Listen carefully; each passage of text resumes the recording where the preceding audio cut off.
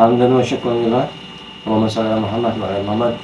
Ya, Bapak Ibu, akhirnya Gus Baha angkat bicara ya, yang mana mengingatkan kepada para oknum Habib tentang belajar satu Habib lebih baik daripada 70 kiai.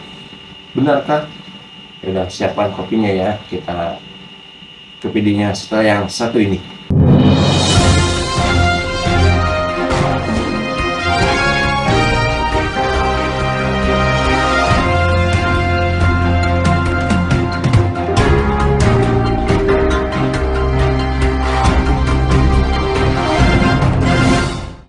Waktu saya masih di Habib Bahar sering bilang, belajar sama satu Habib sama ukurannya belajar dengan 70 kiai. Betul nggak, Habib?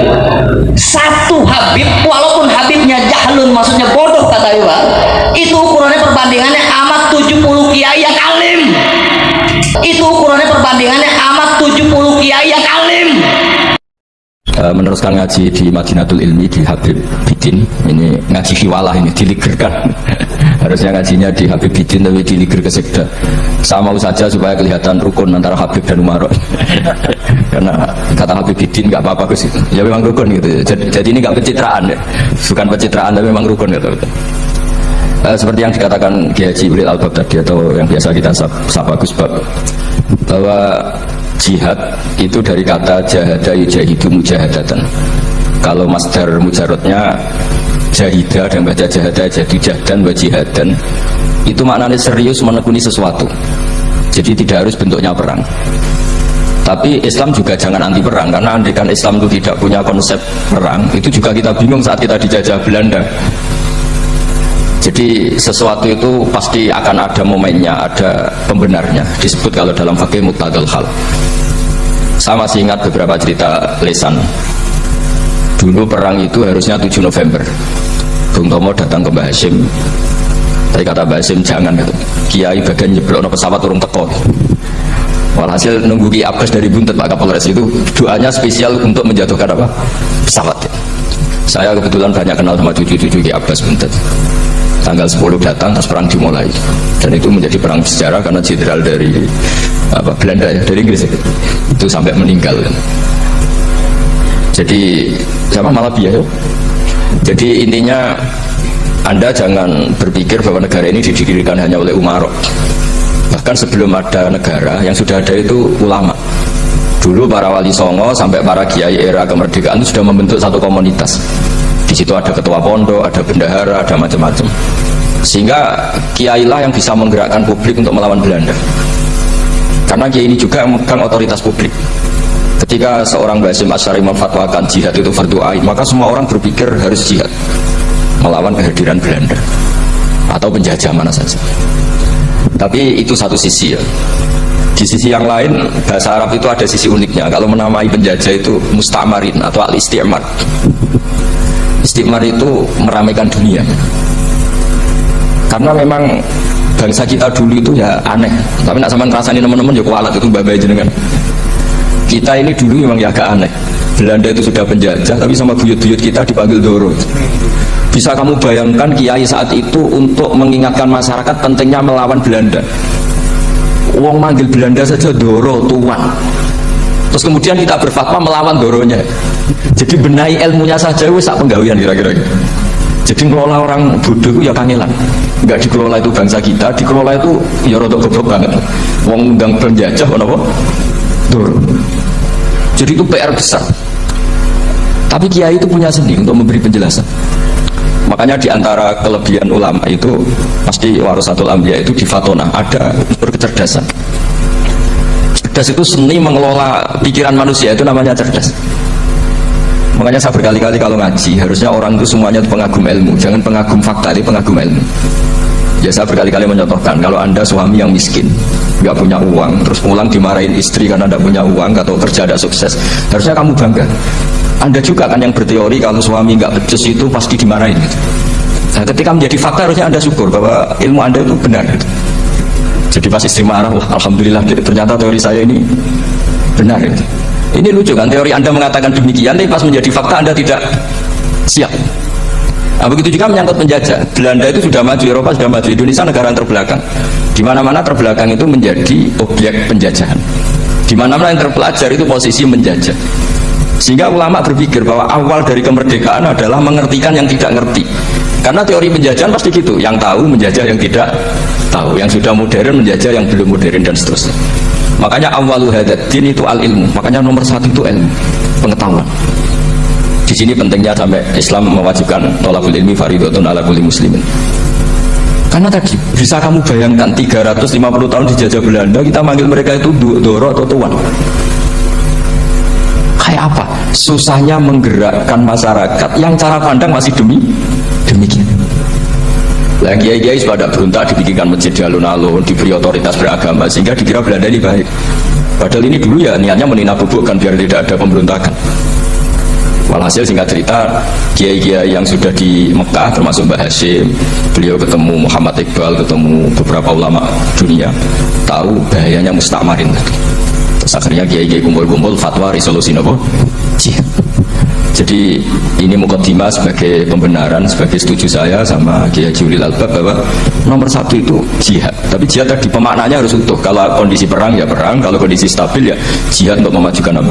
Indonesia. Dan itu saya ulang lagi dimulai dari ilmu. Sebelum saya ngaji Minhajul Thalibin saya cerita ilmu itu apa? Ilmu itu sederhana, sesuatu yang mudah. Karena ilmu itu fitratallahi allati fataran nasa apa? Misalnya begini, saya orang miskin, nggak punya apa-apa. Sudah nggak punya apa-apa, nggak punya jabatan, terus keluarga yang nggak pati loyal, mungkin istri ada ngidolakan kita, bahkan anak kita sendiri juga nggak ngidolakan kita. Itu kan sial-sialnya orang, anak kita aja nggak pernah ngidolakan kita. Tapi untuk bahagia itu sebenarnya sederhana. Sederhananya begini, orang pinter itu ingin mempertahankan kehidupannya, terus pinter sampai berobat habis buahnya ke Belanda, ke Jepang supaya mempertahankan nyawanya. Nah, si miskin ini kalau dia setiap makan, ya Allah, saya dengan makan ini mempertahankan nyawa saya. Sehingga makan itu satu kajian ilmiah bahwa ini luar biasa. Bahwa orang punya Alphard, punya uang 1 miliar, itu tidak mempertahankan sesuatu yang pokok, yaitu nyawa. Orang nggak punya Alphard itu hidup, nggak punya uang 1 miliar hidup. Tapi kalau nggak punya nasi 1 piring, nggak punya air 1 gelas bisa mati. Artinya orang miskin itu yusyarikul aghniya, sama dengan orang-orang kaya dalam hal kepemilikan halal yang pokok.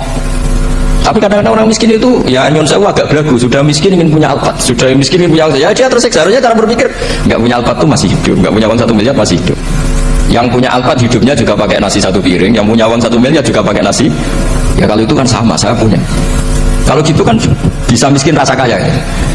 Itu memang harus dilatih. Nah, kalau orang kaya kan rumahnya banyak di mana-mana. Memangnya kalau rumahnya banyak di mana-mana terus tidur di sini 1 jam, di rumah itu 1 jam, malah nggak bisa tidur kan? Tetap aja yang dipakai 1 kamar. Itu gunanya apa punya rumah banyak? Setidaknya zaman miskin itu dia berpikir gunanya apa punya rumah banyak yang dipakai hanya 1. Meskipun suatu saat kalau dia kaya juga berpikirnya agak rubah. Ya penting punya rumah banyak biar kemana-mana punya rumah nggak apa-apa. Tapi sementara masih miskin jangan berpikir seperti itu. Nah yang menjadi miskin kacau kan sudah miskin berpikirnya gaya orang kaya. Itu kecelakaan itu. Itu ilmu, maksud saya itu ilmu. Sehingga dulu Nabi ngajari orang miskin itu sederhana. Ketemu orang miskin sama Nabi diajarkan. Nabi diantara ajarannya begini.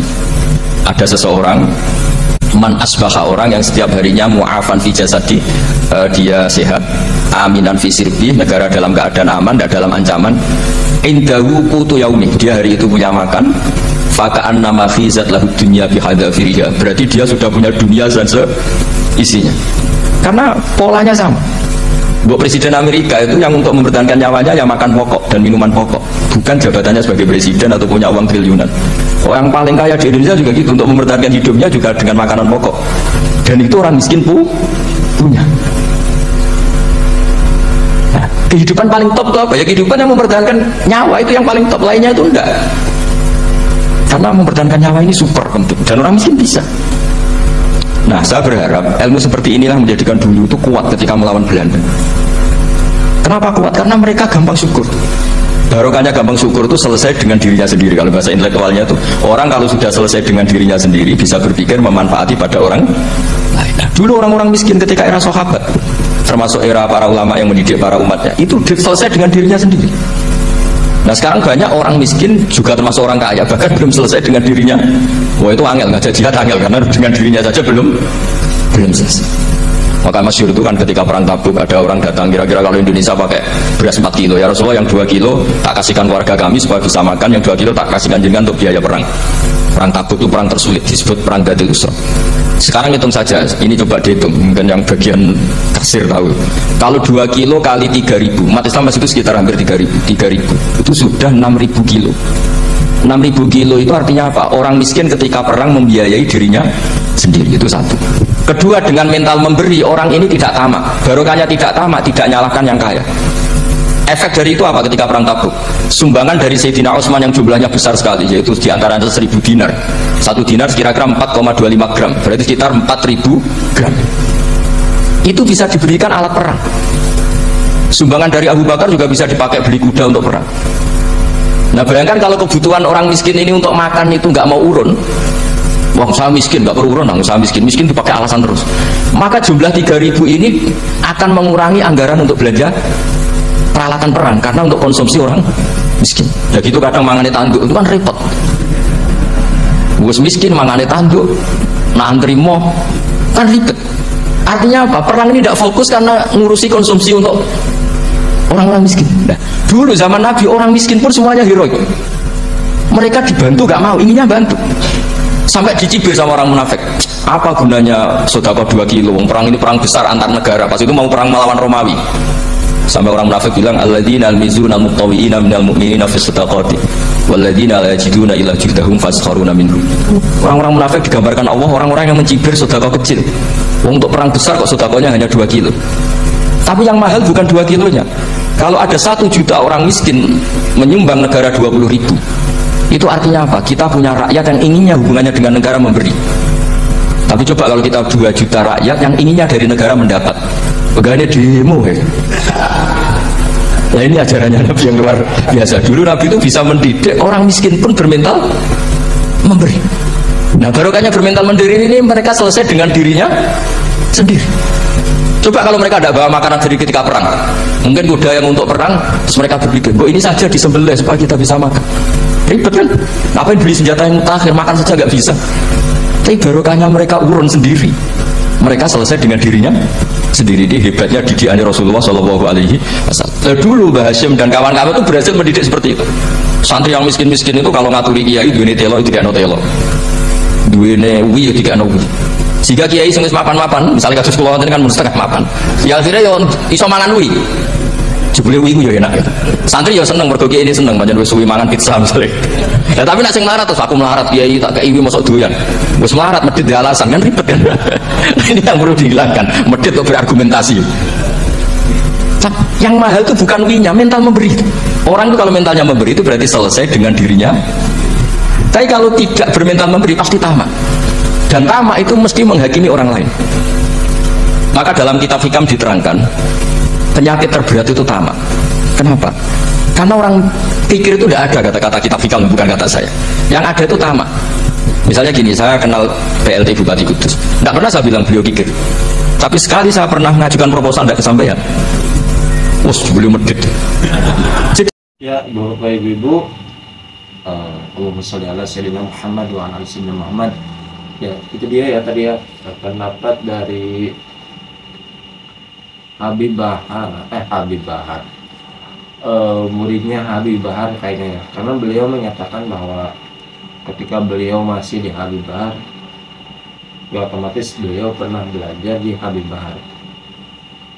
Beliau menyatakan Habib ini belajar pada satu Habib lebih utama daripada belajar ke 70 kiai.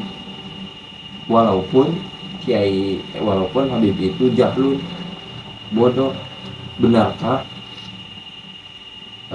Tolong yang tahu ataupun ada dalilnya silahkan komentar ya Bapak Ibu. Yang setahu saya ya belum nemu sih ya belajar satu Habib lebih utama ke 70 kiai. Ya mungkin ya emang keturunan Nabi Muhammad Sallallahu Alaihi Wasallam, Allahumma sholli ala sayyidina Muhammad wa ala sayyidina Muhammad, yaitu mulia, harus kita muliakan ya, harus kita yang muliakan, hormati, seperti itu ya Bapak Ibu. Alhamdulillah. Ya jadi intinya mau belajar ke kiai mau ke habib ya sama saja ya. Yang penting ya sesuai dengan syariat Islam, sesuai dengan tuntunannya seperti itu Bapak Ibu. Dan juga Gus Baham mengingatkan ya atau memberikan ilmu ya tentang ya sejarah-sejarah seperti itu ya. Semoga Gus Bahas selalu Allah panjangkan umurnya, amin amin ya Bang.